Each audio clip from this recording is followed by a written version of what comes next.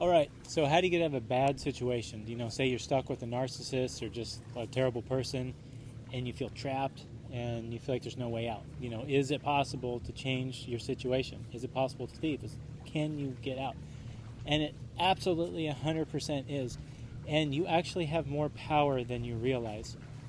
And so I wanted to share with you how you can, get your power back and start devising a plan to just get the fuck out of there. Because your well-being is of the utmost importance. So it's really important to protect that and always keep that in mind. And I want to start with something that gets overlooked. And it isn't widely practiced throughout society because I think it's more powerful than what people realize and understand. And, when you think about society and, the current state of things and where everyone, is at, mentally, psychologically, physically, spiritually, society really wants us just on a low level. So that's why this technique isn't widely known and widely practiced. So I want to share it with you because it's something that I do a lot, and it's actually how I got my wife, or how I attracted my wife. And so I've been practicing this technique for many years, and I recently found a book, and I've been reading it, and it's called The Power of Your Subconscious Mind, and it's by Joseph Murphy. And I wanted to share the concept of how to use your subconscious mind as a tool and a resource in order to achieve what you want to achieve. And I've been doing this for a really long time, and I just kind of figured it out and have put it into practice, and it works for me time and again. I believe me, I do this constantly. But it was really neat to find a book that talks about specifically how to use your subconscious mind.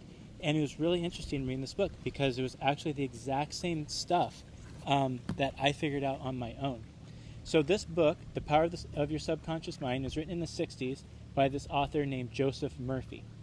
What's interesting about Joseph Murphy is he's a 32nd degree Freemason. And if you're not familiar with who the Freemasons are, they are the oldest fraternal organization on Earth, and they are extremely cohesive and extremely powerful. And really, historically, a lot of big events and historical changes that have happened throughout society. I think the Freemasons started around the 1600s. I'm not exactly sure. But Freemasons have been behind major historical events throughout the last several hundred years. And America was the first, the Masons referred to it as the Great Work. It was, it's the first country that's solely created and made by Freemasons. And Freemasons communicate in interesting ways. They communicate with symbols, and they're really into language. And I'm going to include a link to a book that I recently read by a researcher historian named Alan Watt. And he breaks down how Freemasons communicate and how they use symbolism and how they use words and language and text. And a lot of times, like Freemasons, they'll have a word, and they'll perceive its meaning in two ways. You'll read it one way and it has a meaning, but then you can also read it the other way. So a lot of stuff has to do with up and down and right and left, and how they gain meaning from these words and symbols. Anyway, anytime a Freemason writes a book, especially one that has to do with using your subconscious mind, because the Freemasons, they practice what's called the higher sciences, and the higher sciences are really higher sciences of the planet and the mind and human beings. So, currently, we're knowledge and information is really powerful, and when you're an organization that has been operating cohesively with an intention and a plan for a long time, you hoard and you gather information and you use that to your advantage. And the Freemasons have done that for a very long time. And, they practice what's called the higher sciences. And they're just higher levels of knowledge and learning and understanding and science. And so they have access to this information and they understand it and they use it to their advantage. And when we think of science, we're really only taught and and led to understand kind of lower levels of science. There's a much higher levels of understanding and technology and everything that actually exists. But we're the general public. We're considered the herd to the Freemasons. They're on a higher level. They consider themselves the wild man. And we're considered the herd, like the cattle. And so, I'm talking about this because it's really important to understand is when a 32nd degree Freemason writes a book about how to use your subconscious mind, you want to read that book because it's a very powerful technique. And I wouldn't be sharing this unless I knew it worked. And so I have used this a lot. So back to your situation. You're in a shitty situation. You're trapped by a terrible person, whether a narcissist or a sociopath or a psychopath or just a drunk or whatever. And they are, you want to get out. And you feel trapped, and you feel powerless. The very, very first step you want to take is you want to practice visualizing exactly what your situation is, different from the situation you're in. So say you live in an apartment with a shitty boyfriend, and he's a narc, and he's constantly abusing you. And you feel trapped and powerless. Every single night, what you want to do when you're falling asleep, what you're going to do is you are going to visualize you alone, away from this person, in a safe place where you feel powerful, safe, and secure, and happy. And you want to practice that every night when you're about to fall asleep. So what you're doing is you're using your conscious mind, and you're going to be imprinting images, ideas, and messages to your subconscious. So what we have our conscious mind. Our conscious mind is, how we perceive reality. Like, visually, your ears, auditorily, your senses. You're taking all this in, and you're perceiving it in your conscious mind. And then from your own experiences and past, you're reasoning all of this out, and that's how you're making sense of it. But 24/7, round the clock, 7 days a week, 365 days a year, your subconscious mind is running your whole body. So like your heart is pumping, your blood is moving, you get a cut, your body is repairing your cut. All these systems and everything is governed and ruled by your subconscious mind. And the thing is that your subconscious is extremely powerful. And if you imagine you're a boat, say on this river, and your conscious mind is the boat with the crew, and they're perceiving the environment and working on the boat. Your subconscious is the rudder that's going to steer this boat. The crew doesn't really, they have control to a degree, but they can make small changes, but in general, your subconscious is steering the path of your life. And it's really important to understand that your thoughts, your mood, your behavior, all these patterns ultimately get imprinted on your subconscious, and that is going to guide the direction that you're going. So in order to change your situation and get out of a terrible relationship, a terrible scene, you have to begin with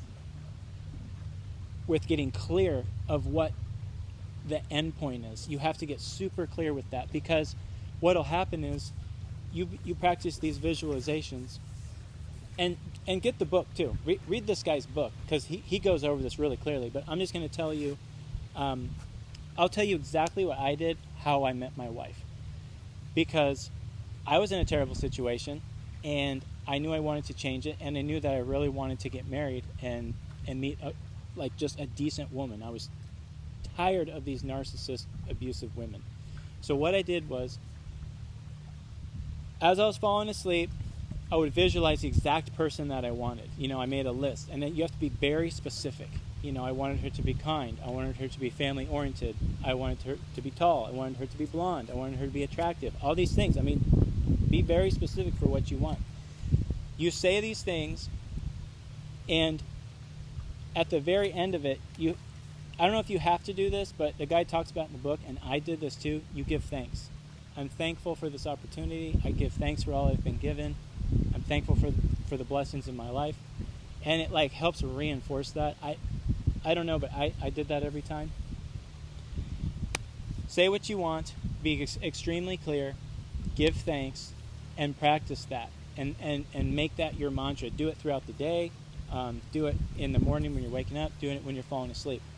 And so what that is going to do is it's going to imprint a direction for your subconscious to start steering your boat.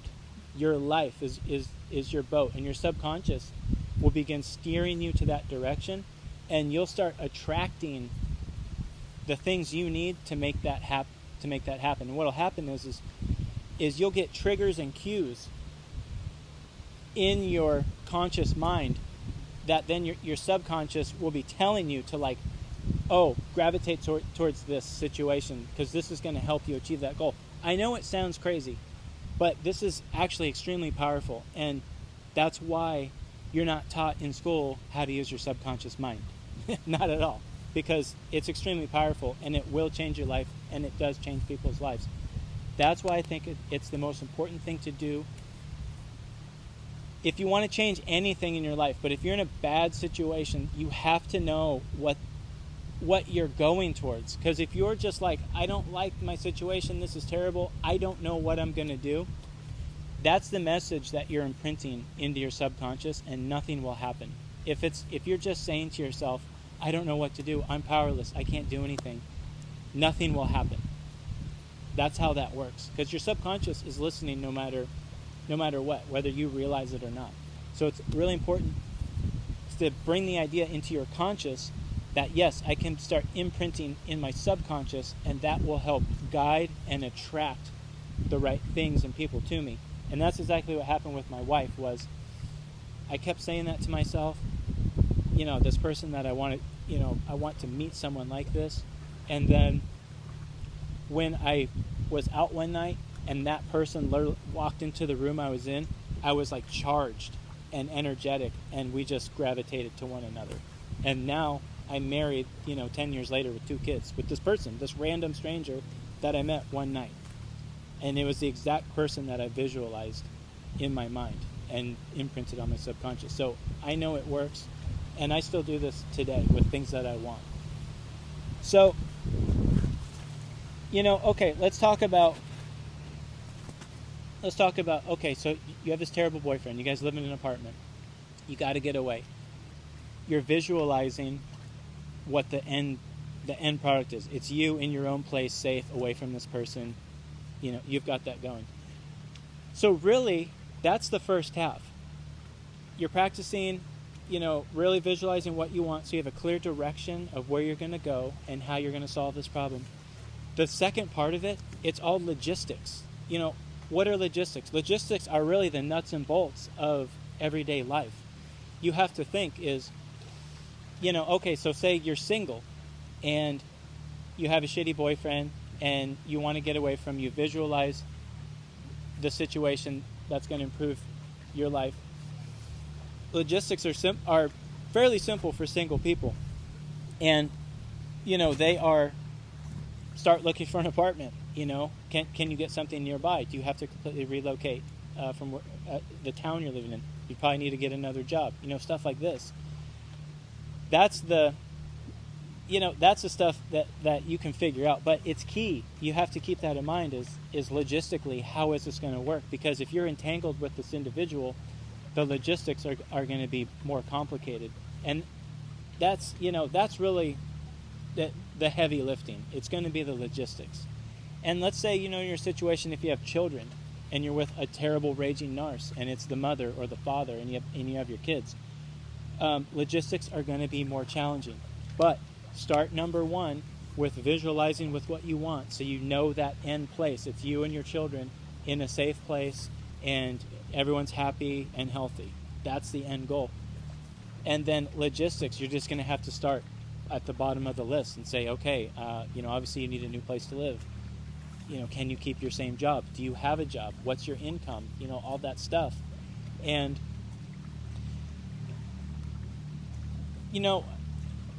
logistics are going to be different for everyone, but that's the second step in this, is figuring that out, because otherwise, if you can't change, where you live, how you make your money, where the kids go to school, then you're probably toast. And I mean, I don't know. I feel you.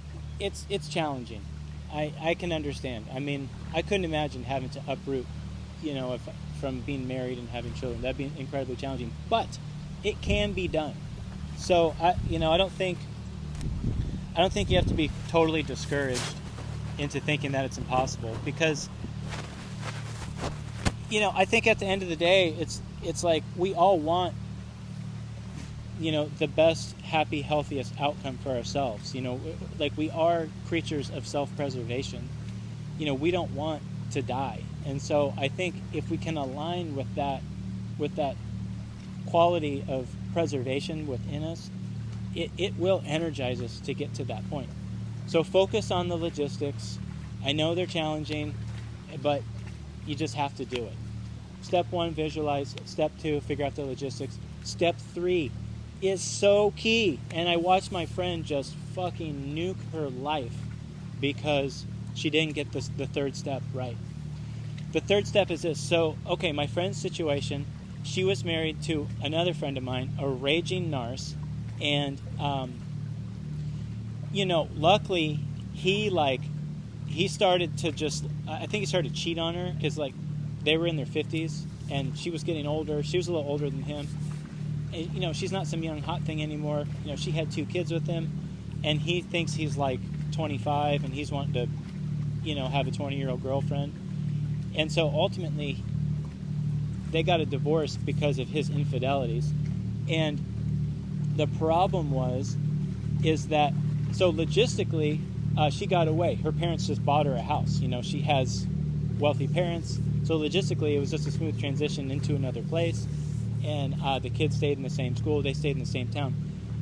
But this is where people mess up, is they don't understand that it's a narcissistic abuse situation. And what did she do? Boom. She landed with this narc, man, this raging narc.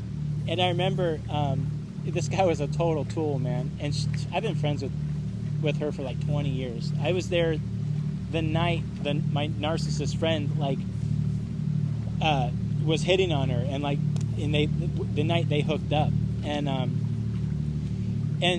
these guys are in this Rasta reggae scene, and she's like a Rasta princess, whatever. She bails this one narc. Her parents buy her this super nice house, and everything's cool. But she lands herself with another narc, and it's this other raging narc guy, and he used to call himself Faya, and he was the Faya, and he was a dance hall guy, and he's the best in the world, whatever. The guy's a total loser, has no job, and he's just crashing at her place, treats her like shit, and then I'm coming around because we're friends. I've known her kids since they were babies. They're teenagers now. And he loses his mind and is says I can't be around her, which I'm whatever, it's all good. Do what you gotta do. That's your dude. You guys figure it out. So anyway, dude, that's where people slip up. Is you break free from one terrible narcissistic relationship, and then you don't understand and learn, and you just get another one, and you go right back to the same old pattern. So the third step is key. Is you have to understand, if you're in the trauma bond, that you've got to break the cycle, and you want to avoid trauma bonding to another narcissist that's just going to ruin your life, because that'll just happen continually over and over again. And now I don't even know where she's at. I haven't talked to her in 5 years, because this dude lost his mind, because I was helping her. I forget what I was doing, helping her fix her sink or something. The dude's useless. He can't even use tools. Can't fix the sink. She's asking me to help her. Whatever. So I haven't talked to her, and I'm sure she's just going to end up with another narcissist, because the cycle continues. So that's really the third step, and that's really the icing on the cake to all of this, is understanding the narcissistic abuse cycle and the trauma bond, and the fact that you have to break that. You have to come out of that. and you have to understand your own cycle of trauma bonding to these people, because all that work to leave one, to visualize you're in a safe place, and then do all that logistic heavy lifting to then just land with another narc, like, what was it all for? You know what I mean? So, and I've done videos and talks on the trauma bond. I'll continue doing more, but I thought this was important to talk about, at least connecting with your subconscious and using it as a tool to change your situation.